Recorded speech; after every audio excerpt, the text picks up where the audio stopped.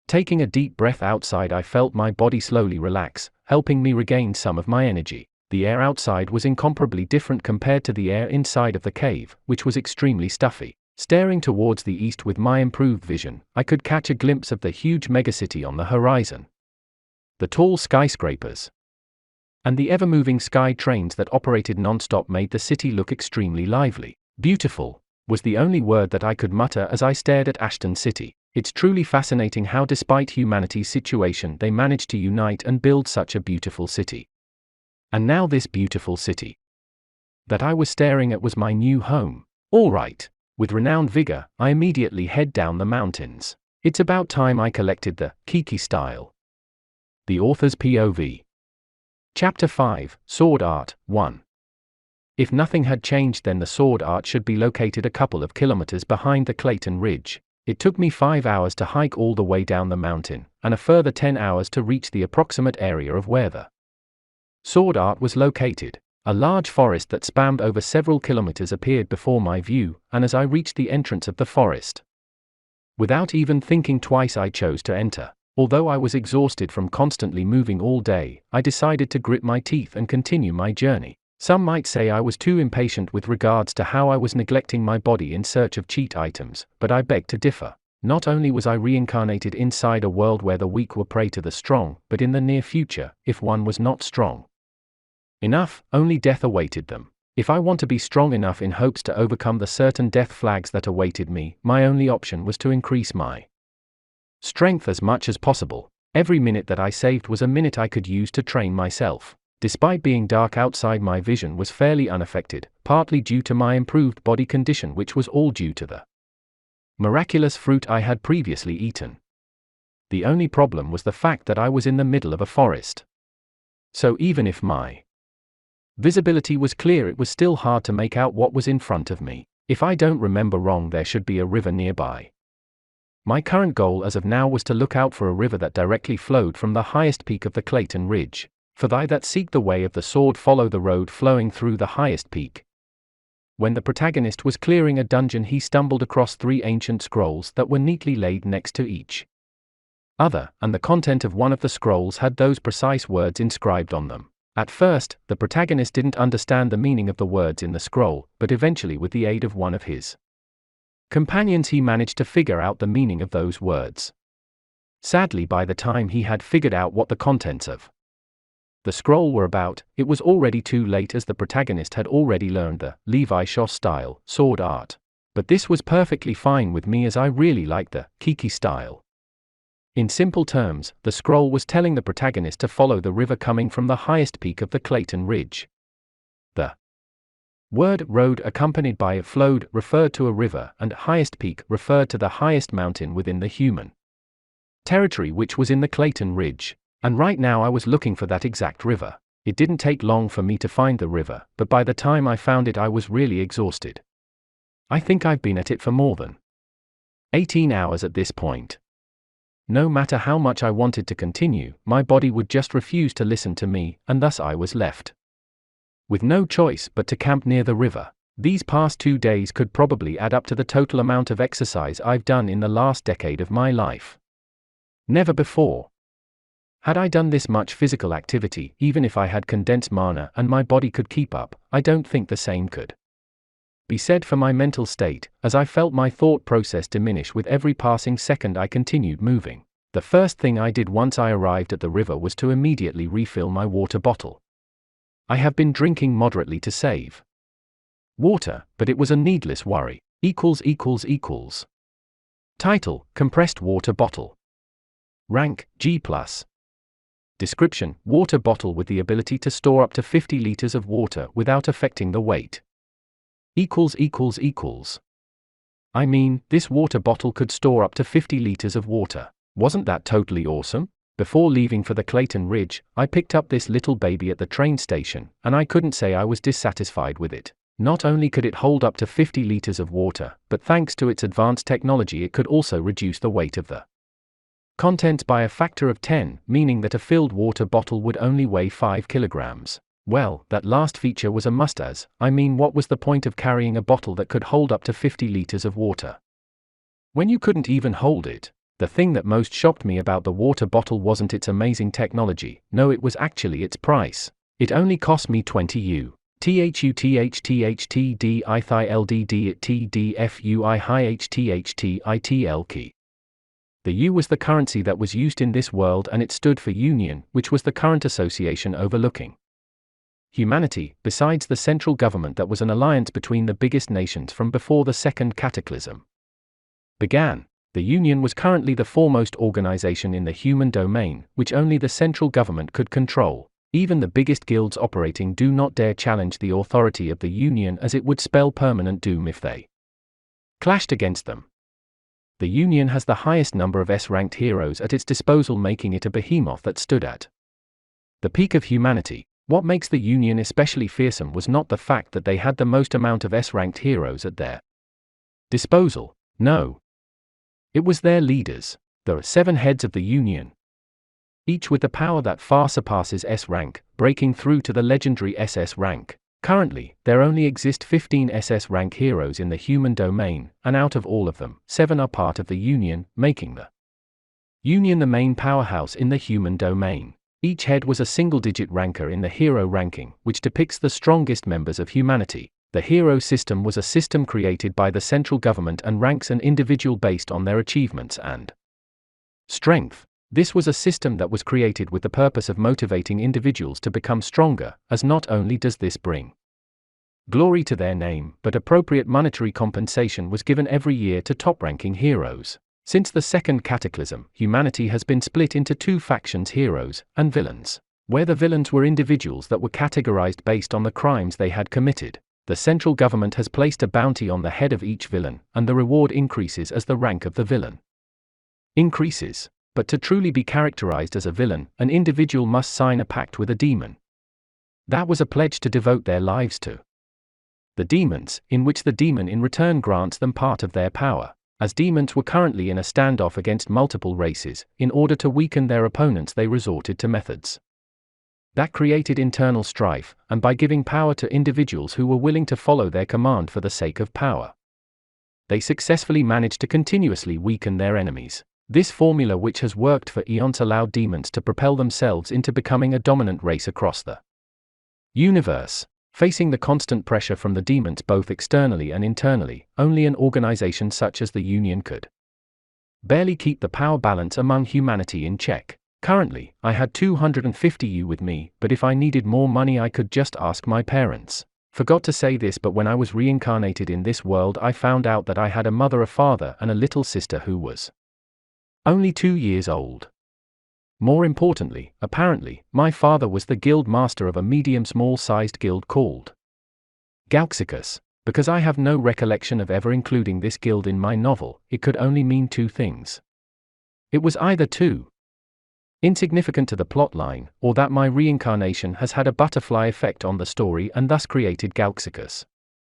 I honestly prefer the first option, as the second option would mean that some events will deviate from the story, which brings an element of uncertainty to the story that I know. Letting out a sigh, I take out a small cube from my bag.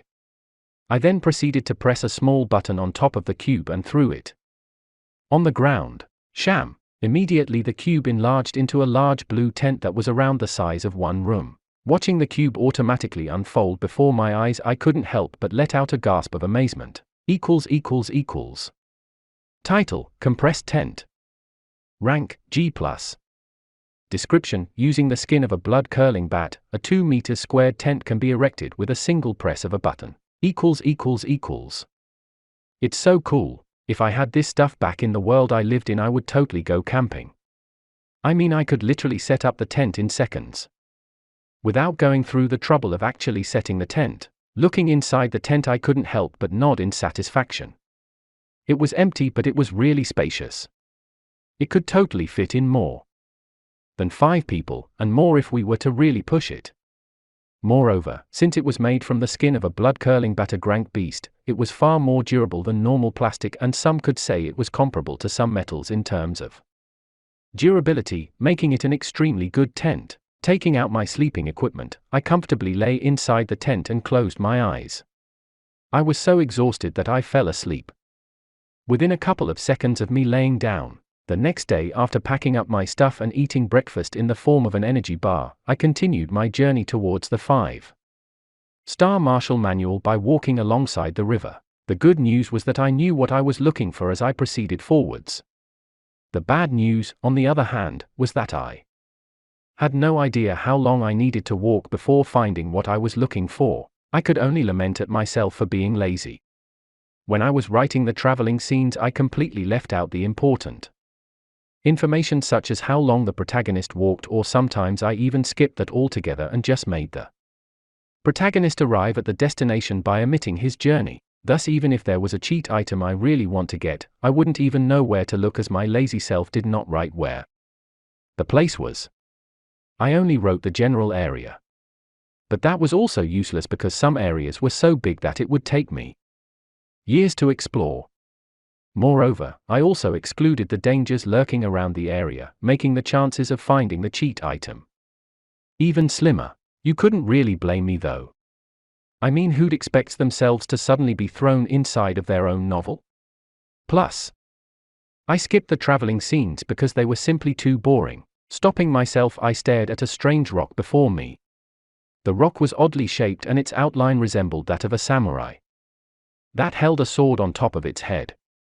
I say resembled, but it was currently covered under moss and vines, making so that if one did not look carefully they would have never been able to spot this. Of course, I knew why it looked that way, as it wasn't actually a rock but a statue in memory of Grandmaster Kiki. As time passed, the statue slowly deteriorated, making it look like an oddly shaped rock to anyone who would pass by. Sitting down, I lay a small cloth and sat on it.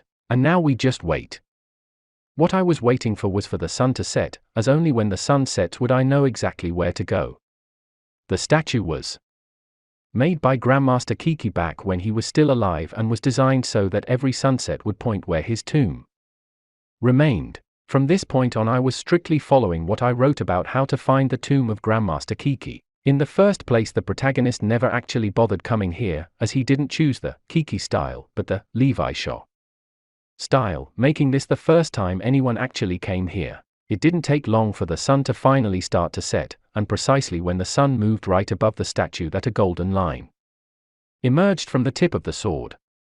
Looking at where the line went, I could approximately determine that it was pointing northwest towards what seemed to be a large but inconspicuous tree far off in the distance. Bingo! Smiling widely, I immediately took a mental note of the tree and made a run for it. It takes approximately 150 to 200 seconds for the sun to set. That means that I only had that little amount of time to run from the statue to the tree, or at least close to the tree, which was at least a kilometer away from where I was. If I didn't make it close to the tree by the time the sun sets, I would easily lose sight of the tree, as apart from being slightly larger than any other tree, it looked exactly the same as any other tree in the area. If not for the statue directly pointing at the tree, I would have never been able to know where to go. Huff, huff, huff. Arriving with heavy breaths, I slumped down in front of the tree. I was totally exhausted. I sprinted at full speed in a rough terrain until I made it in front of the tree. By the time I had arrived, the sun had already set, but I didn't care as I had already reached my objective. Now what should I do? Even though I was the author, I was totally clueless in regards to what I should do next, as I had never written a scene where the protagonist went to Grandmaster Kiki's tomb. I didn't even know if there were any traps or trials inside of the tomb. The only thing I knew was that the tomb was somewhere near this tree in front of me. Carefully looking around the tree, I noticed a root that stuck out from the ground. Placing my hands on it, I noticed that it was fairly loose compared to the other roots that were firmly etched on the ground. Without a second thought, I immediately pulled the root with all my power. Snap! With a loud sound, the root directly ripped off from the ground, revealing a small hole that could fit a single person. Throwing the root to the side, I immediately made my way inside of the small hole. The first thing I noticed when I entered the hole was that everything above the tree was hollow, and a single rope dangled from the top of the tree. Gulp! Following my line of sight, I involuntarily gulped as I noticed the rope that was dangling from the top of the tree going all the way down inside of a pitch-black bottomless hole in the middle of the ground. Looking down the hole, I couldn't help but feel cold sweat drip from my back, as it truly did look like there was no end to the Looking down the hole, I couldn't help but feel cold sweat drip from my back, as it truly did look like there was no end to the hole. Gathering up my courage, I held tightly onto the rope and slowly made my descent down the hole. 1 hour, 2 hours, 3 hours, 5 hours. By the time my hands were numb, I had lost count of how long I had been going down the rope. My arms and my core at this point were starting to burn from the pain of continuously going down the rope, and before I knew it, my mental state was also degrading. Still, regardless of how much I was suffering, I endured the pain and continued making my way down the hole.